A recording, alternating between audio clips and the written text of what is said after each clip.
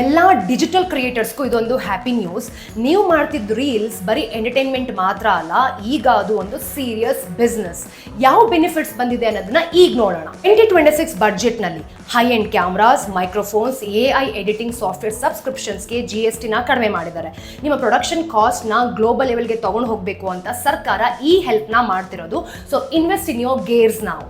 ನಾವೆಲ್ಲರೂ independent creators ತಾನೆ. So ಸರ್ಕಾರ ನಮಗೆ ಕ್ರಿಯೇಟರ್ ವೆಲ್ಫೇರ್ ಫಂಡ್ ಅಂತ ಲಾಂಚ್ ಮಾಡಿದೆ. ಆಕ್ಸಿಡೆಂಟ್ ಇನ್ಶೂರೆನ್ಸ್ ಮತ್ತು ಹೆಲ್ತ್ ಬೆನಿಫಿಟ್ಸ್ ಈಗ ನಮಗೆ ಈಸಿಯಾಗಿ ಸಿಗುತ್ತೆ. ಫ್ರೀಲಾನ್ಸಿಂಗ್ ಮಾಡಬೇಕಾದ್ರೆ ಮೆಡಿಕಲ್ ಎಮರ್ಜೆನ್ಸಿ ಬಗ್ಗೆ ತಲೆ ಕೆಡಿಸ್ಕೊಳ್ಳೋಂಥ ಅವಶ್ಯಕತೆನೇ ಇಲ್ಲ. Advance story telling, virtual reality ಅಥವಾ AI ಕಂಟೆಂಟ್ ಕ್ರಿಯೇಷನ್ ಕಲಿಯೋದಕ್ಕೆ ಸ್ಪೆಷಲ್ ಗ್ರಾಂಟ್ಸ್ ಹಾಗೆ ಸಬ್ಸಿಡೀಸ್ನ ಅನೌನ್ಸ್ ಮಾಡಿದ್ದಾರೆ. ಈ ಕೋರ್ಸ್ ಫೀಯಲ್ಲಿ ನಿಮಗೆ ಸ್ಪೆಷಲ್ ಡಿಸ್ಕೌಂಟ್ ಕೂಡ ಸಿಗುತ್ತೆ. 15,000 ಸ್ಕೂಲ್ಗಳಲ್ಲಿ, 500 ಕಾಲೇಜ್ಗಳಲ್ಲಿ ಕ್ರಿಯೇಟರ್ ಲ್ಯಾಬ್ಸ್ನ ಸ್ಟಾರ್ಟ್ ಮಾಡಿದ್ದಾರೆ. ಇಂಜಿನಿಯರ್ ಮತ್ತು ಡಾಕ್ಟರ್ಸ್ ಯಾವ ರೀತಿ ಇದ್ದಾರೋ ಅದೇ ರೀತಿ becoming a creator is one of the biggest careers in India today.